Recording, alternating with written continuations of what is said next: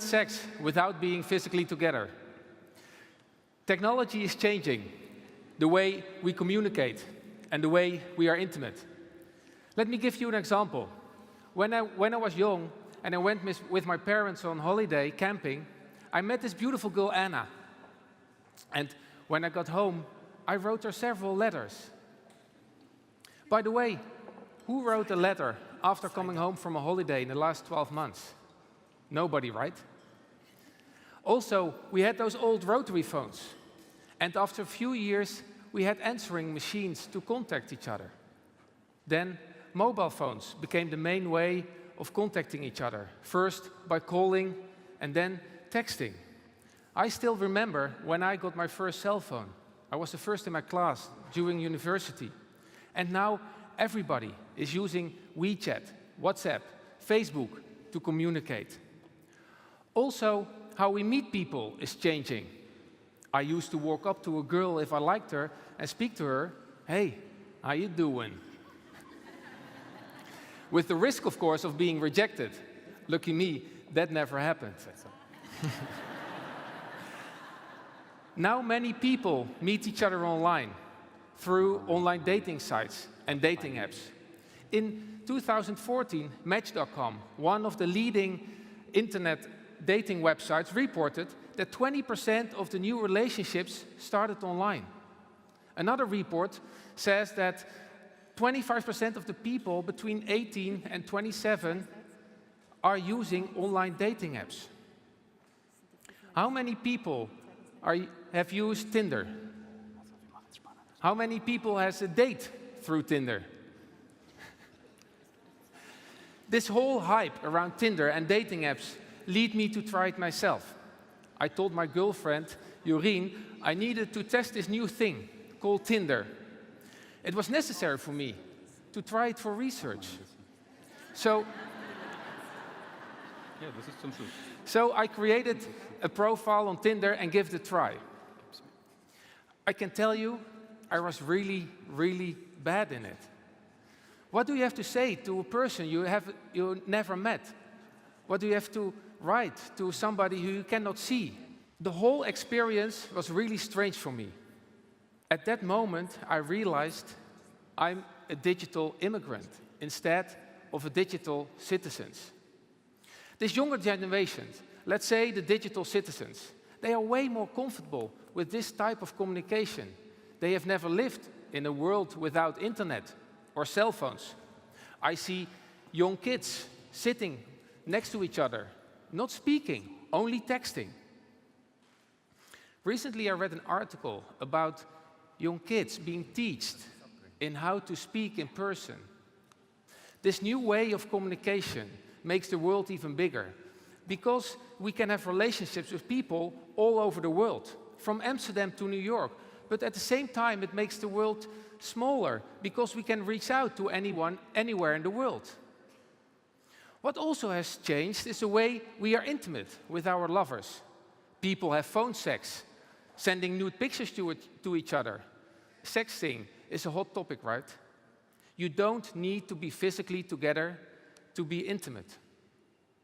What is intimacy? This can be different for everybody. For some, is holding hands with their loved ones their way of being intimate. For others, they don't even consider sex as being intimate. What we all have in common is the need for human connection. Research has shown that we need the sensation of touch to establish that human connection. Even the briefest touch can cause an emotional response, so touching each other is important to build and maintain relationships.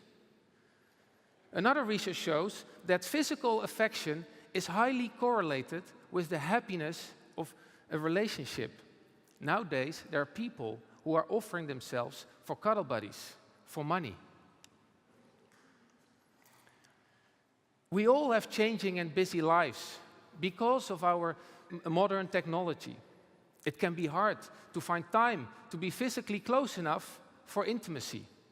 I believe we must create a new space for intimacy in this technological world, since technology has become important in every other aspect of our lives.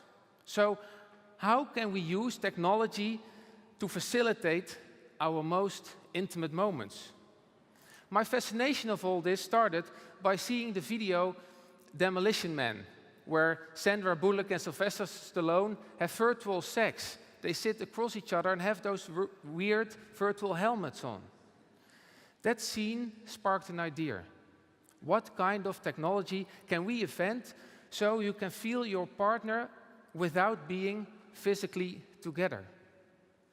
The goal of this project was to facilitate the needs of human nature, to give people the tools so they can be intimate from anywhere in the world.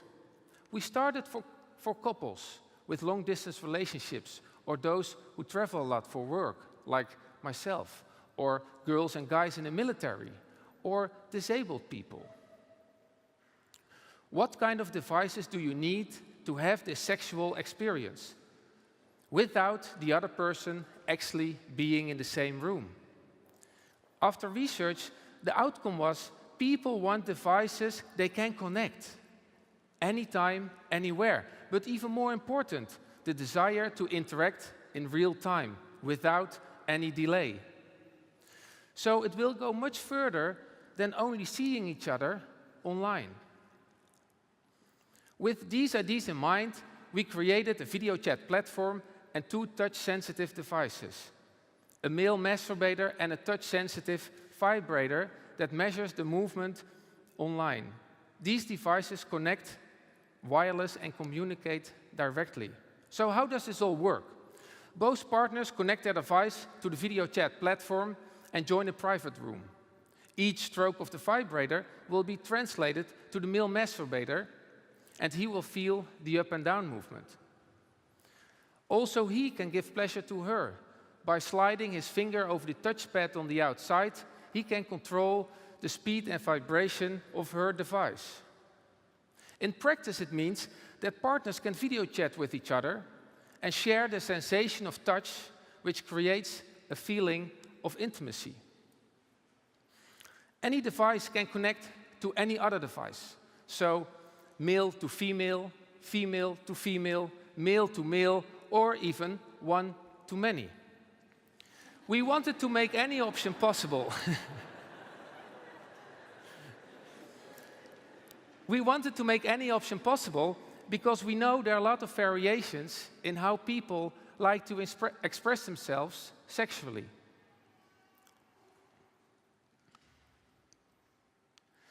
The more we got into the sex tech industry, the more we saw there was a huge demand to connect our devices with all kinds of adult content, such as adult videos, webcam, or virtual reality.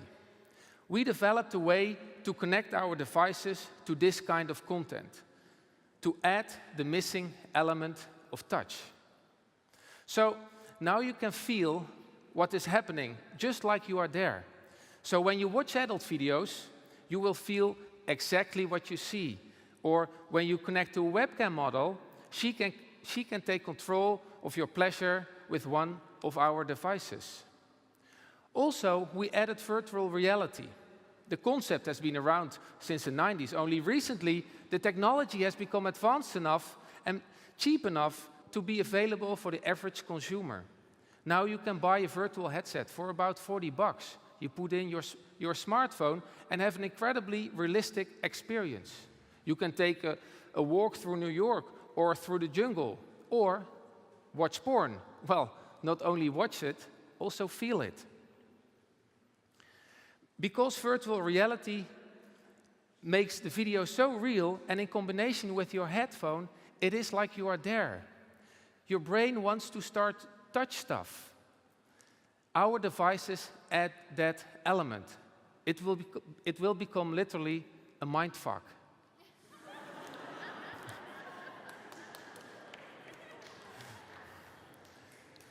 Are we there yet?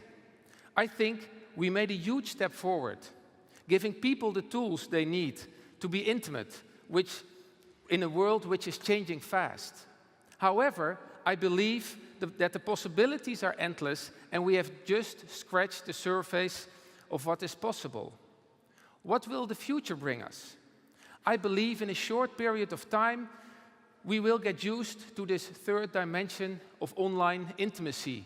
Next to hear each other and see each other, we can feel each other. People were hesitant first. I know, I was. But now it has changed the way we interact with our partners. Now you can add the sensation of touch, although we still need to feel the human connection. I often get the question, if we don't need to see each other anymore because of our devices, does it replace real intercourse? No, I don't think so. Nothing is better than real intercourse. The only thing we are doing is adding something for the people who cannot be together. Thank you.